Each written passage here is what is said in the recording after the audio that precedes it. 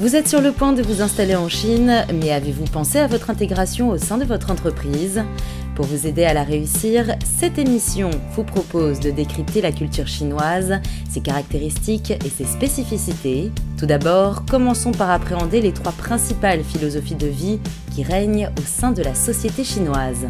La collaboration avec les Chinois va passer par une nécessaire connaissance des 3 sagesses chinoises que sont le bouddhisme, le confucianisme et le taoïsme.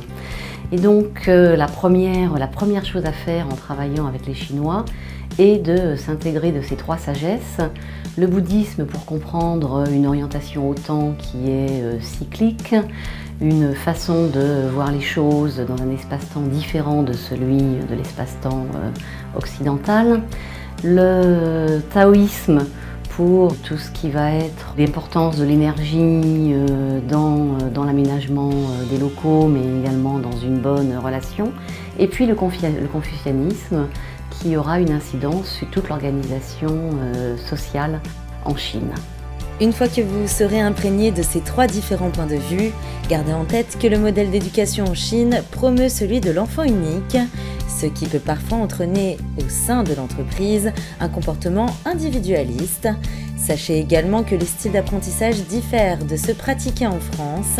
Si vous managez du personnel et que vous souhaitez que vos employés deviennent plus performants, vous devrez mettre en œuvre un type de formation spécifique.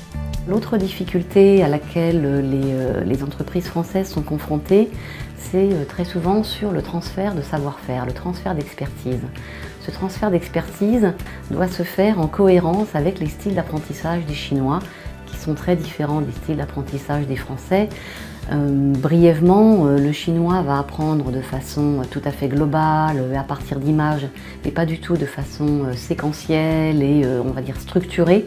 Il n'apprendra pas non plus par un système de démonstration. Il sera beaucoup plus sur la reproduction de certains gestes, pouvant entraîner parfois une amélioration, mais donc il faut pouvoir mettre en place des programmes de transfert d'expertise qui vont insister plutôt sur la reproduction et amélioration que sur la compréhension quelque part d'un savoir-faire. Donc ça, c'est une problématique. Lorsque vous échangez avec les Chinois, gardez à l'esprit la notion de face. Elle est fondamentale et régira tous vos codes de communication.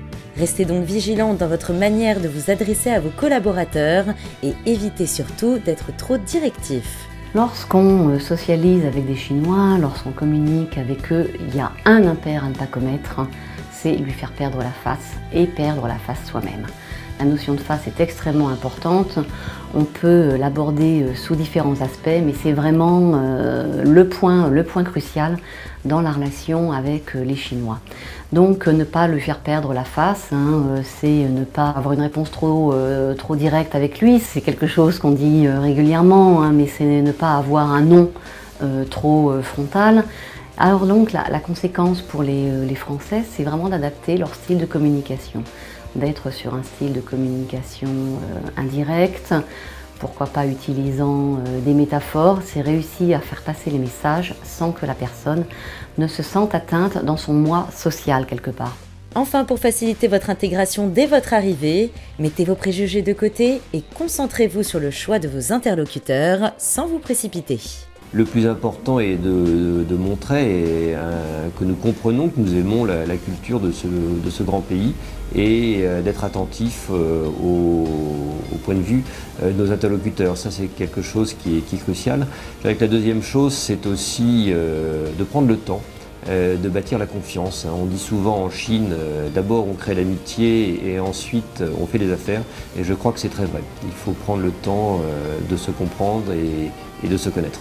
Si vous managez du personnel, vous devrez rester à l'écoute, accompagner les Chinois en adaptant le style de communication locale, nouer des liens personnels forts avec les collaborateurs que vous souhaitez fidéliser vous permettra aussi de gagner leur confiance. Prenez donc le temps de vous familiariser avec la culture asiatique et votre intégration en Chine se fera facilement.